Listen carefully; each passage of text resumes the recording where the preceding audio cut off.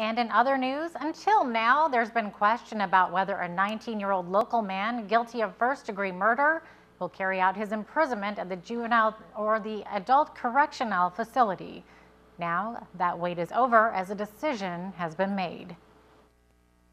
It's become infamously known as the Marianas High School murder, a middle-of-the-night brutal attack on a sleeping security guard.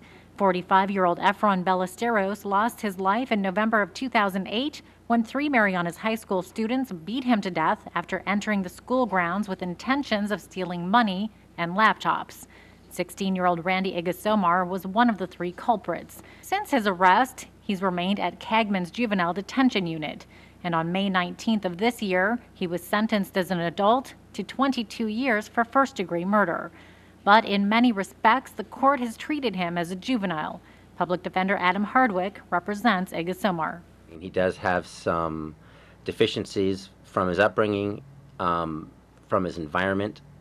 He also has some that are genetic, and he also was acutely high on methamphetamine at the time of the crime. A psychological evaluation has showed Igasomar displays behavior of someone much younger.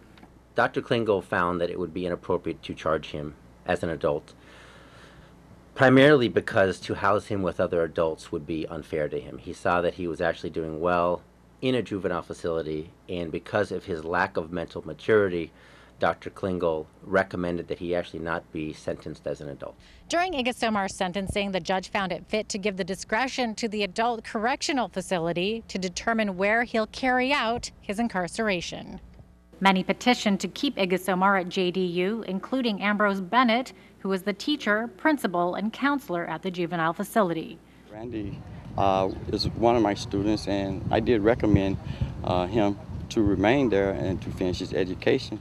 Although the Department of Corrections does give inmates the opportunity to finish their education, Bennett says it would be detrimental to both Igasomar and society to have him housed with adults.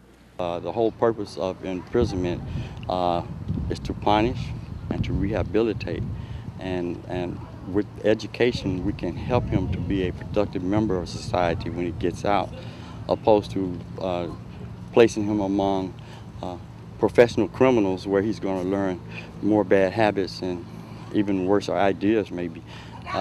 It was better for him to remain there, at least until he graduates from high school. Igasomar will be promoted to the 11th grade in December. According to Commissioner Ray Moffness, who heads DOC, Igasomar will remain under the custody of the Juvenile Detention Unit and will undergo a psychological evaluation every 6 months.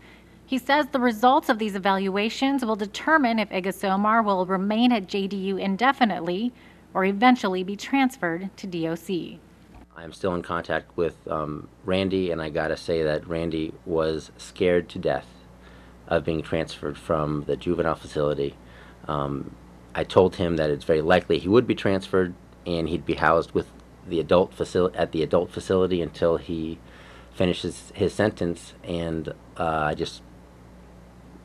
very thankful that Commissioner Moffness deferred to the recommendations of everybody involved.